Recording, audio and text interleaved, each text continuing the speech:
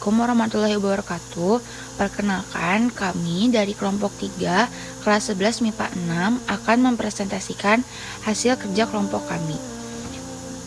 Kelompok kami beranggotakan saya sendiri, Azhara Tayapsari, Bibi Muhammad Gifari, Langit Al-Fatihah, Muhammad Ridwan Wirasasmita, Nisa Amira Devi, dan Zahra Ayu.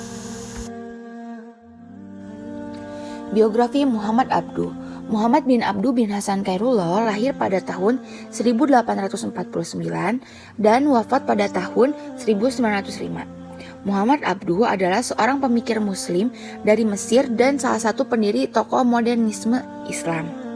Ia adalah seorang tokoh penting dalam teologi dan filsafat yang menghasilkan Islamisme modern. Ia pernah menempuh pendidikan di Tanta dan Al-Azhar. Ia menyebut bahwa sekolah tidak memberikan suatu dongkrakan yang begitu masif kepadanya. Dengan begitu, ia banyak mengulik mengenai pendidikan yang sekarang membuat Muhammad Abduh dikenal dunia. Pada tahun 1882, Muhammad Abduh pernah diasingkan dari Mesir selama 6 tahun karena keterlibatannya dalam pemberontakan Urabi.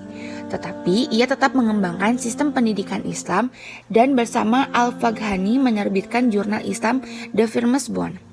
Selain itu, pada tahun 1897, ia juga menerbitkan buku berjudul Risalah At-Tauhid yang banyak dikenal. Muhammad bin Abduh memiliki pendapat bahwa Islam akan maju bila umatnya mau belajar, tidak hanya ilmu agama tetapi juga ilmu sains. Abduh juga memegang pengaruh penting di beberapa bagian seperti teolog, syariah, dan pendidikan. Menurut Abduh, teolog mempunyai 2 objek kajian, yaitu tentang Allah dan tentang Rasul. Kajiannya tidak hanya mengenai wujud Allah, tetapi juga wujud manusia sebagai makhluk ciptaan Allah. Dari sinilah sistem teologinya ditemukan pengkajian tentang pembuatan manusia. Biografi Jamal al-Din al-Faghani. Jamal al-Din al-Faghani merupakan salah satu tokoh atau figur Salafi Sufi di abad modern yang memiliki peranan penting dalam pembaruan pemikiran. Ia banyak bergerak dalam dunia pemikiran sosial politik yang menjadikannya banyak dikenal kalangan. Jamaluddin al-Faghani lahir di kota Ashabad. Ia adalah putra dari Syahid Syafdar yang lahir pada 1883 dan wafat pada 1897. Jamaluddin al-Faghani masih keturunan Rasulullah SAW melalui Husain bin Ali bin Abi Thalib. Sejak muda, ia sudah bergelut dengan berbagai keilmuan, baik filsafat, teologi, dan tasawuf. Ia ingin nilai-nilai keislaman tetap ada. Melihat bagaimana umat muslim bersatu untuk mengusir bangsa asing negara mereka. Dalam pandangannya, praktek yang tidak sesuai dengan nafas spirit keislaman yang menjunjung hak dan martabat kemerdekaan secara individu sudah saatnya dilawan. Ketika beranjak 18 tahun, ia mulai bertolak ke India, lalu ke Mekah dan kembali ke Afghanistan.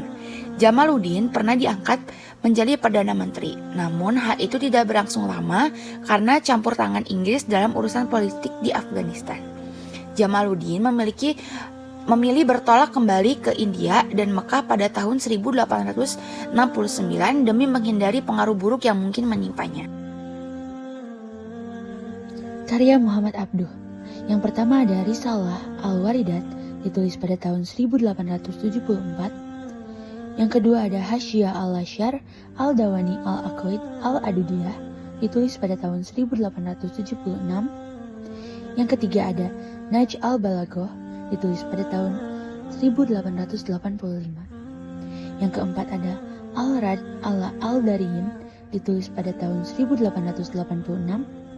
Buku ini adalah terjemahan buku karya Jamaluddin Al-Afghani dalam bidang teologi.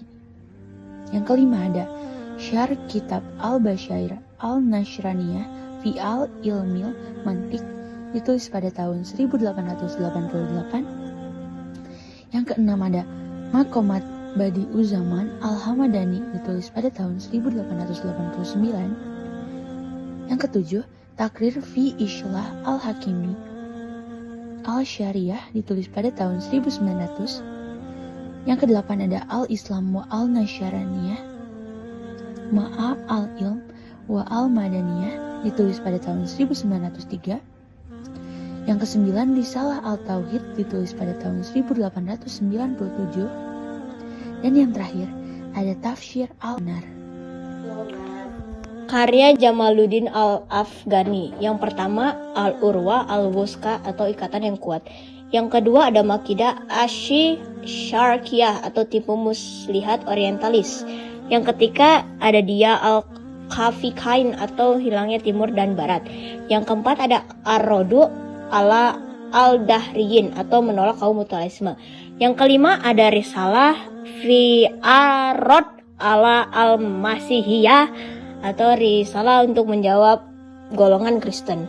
Yang keenam ada Hakikat Al-Insan wa Hakikat Al-Watan atau hakikat manusia dan hakikat tanah air. Yang kelima ada Bab Mayaulu Laihi Amr Al-Muslimin atau pembahasan tentang sesuatu yang menjelaskan sesuatu yang melemahkan orang Islam. Dan yang terakhir adalah pokok-pokok pikiran Jamaluddin Al-Afghani tentang pan-Islamisme. Pan-Islamisme dan mara bahaya kolonialisme yang dilakukan oleh Barat menjadi hal terpenting dalam pemikiran sosial politik Al-Afghani. Menurutnya, kemunduran Islam bukan karena ia tidak relevan dengan konteks zaman yang hadir saat ini, namun penyimpangan-penyimpangan yang dilakukan oleh penguasa Islam waktu itu. Adapun tawaran-tawaran dari sosial politik Al-Afghani, sebagaimana yang disebutkan oleh Munawwir Sajali, ialah pemikiran dan jiwa masyarakat harus terlebih dahulu dibangun dan dibenahi. Dengan demikian, baru kemudian berbicara mengenai bentuk dan sistem pemerintahannya. Dalam bidang teologi, ia mengekspresikan bentuk-bentuk awal yang pernah dilakukan oleh Nabi Muhammad dan sahabatnya. Pada prinsip ini, ia menawarkan tentang gagasan permurnian Islam, aspek rasionalitas, dan aspek yang berkenaan dengan fungsi kehidupan manusia di muka bumi ini. Pemikiran Al-Afghani merupakan sintesa bagi keberlangsungan umat Islam di dunia. Pada konteks ini, kehidupan di masa lalu dapat disinergikan dengan kehidupan di saat ini, sebagai telaah mendalam dan bukan menerima begitu saja. Dalam artian, sikap seorang muslim perlu kritis pada masa lalu dan mencoba merefleksikannya pada masa sekarang. Ya baik, selanjutnya kita masuk ke dalam pembahasan mengenai pemikiran Muhammad Abduh. Muhammad Abduh merupakan sosok orang yang sangat hebat yang memiliki banyak sekali pemikiran. Pemikiran yang ditawarkan oleh beliau ini sangat layak untuk kita tiru di zaman modern ini. Dan faktanya, pemikiran beliau itu sudah diterapkan di beberapa bidang. Salah satu contohnya adalah bidang pendidikan. Pada saat ini, banyak lembaga pendidikan seperti pondok pesantren modern menerapkan konsep pendidikan terpadu, yaitu konsep pendidikan yang telah dicetuskan oleh Muhammad Abduh. Secara lebih lengkap, saya akan menjelaskan pemikiran beliau ini ke dalam 5 bidang yang berbeda. Yang pertama adalah pemikiran beliau di bidang pendidikan, yang kedua adalah pemikiran di bidang ijtihad, yang ketiga pemikiran di bidang teologi, pemikiran di bidang sosial, dan yang terakhir adalah pemikiran di bidang ketatanegaraan. Pemikiran di bidang pendidikan. Menurut beliau, pendidikan yang baik adalah pendidikan terpadu. Maksudnya, pendidikan itu bukan hanya mementingkan intelektual semata, dan bukan pula hanya menjurus ke arah spiritual. Tetapi, pendidikan itu seharusnya mementingkan intelektual dan juga sisi spiritual. Kedua hal ini tuh harus berjalan beriringan. Kemudian yang kedua adalah pemikiran beliau di bidang ijtihad. Dalam mengembangkan pemikirannya di bidang ijtihad, beliau ini tidak pernah terikat pada ulama mazhab. Beliau cenderung menginterpretasikan kembali pendapat dan ijtihad para ulama terdahulu. Dan kemudian, pendapat dan ijtihad tersebut disesuaikan dengan konteks dan kondisi yang ada pada saat ini. Karena biasanya konteks pada saat ini, ya konteks atau kondisi yang terjadi pada saat ini sangat berbeda dengan kondisi yang ada di zaman dahulu. Sehingga jika pendapat para ulama terdahulu yang sangat sesuai di zaman dahulu belum tentu cocok jika direalisasikan atau dilakukan di zaman modern seperti saat ini. Kemudian yang ketiga ada pemikiran di bidang teologi. Teologi sendiri merupakan ilmu agama atau secara lebih lengkapnya ada suatu ilmu yang mempelajari segala sesuatu yang berkaitan dengan keyakinan agama. Dan pemikiran beliau di bidang teologi ini, beliau memandang bahwa paham fatalis atau jabariyah harus diubah dengan paham kebebasan manusia dalam kemauan dan perbuatan. Dan tentu saja, kebebasan ini adalah kebebasan yang terbatas dan bertanggung jawab.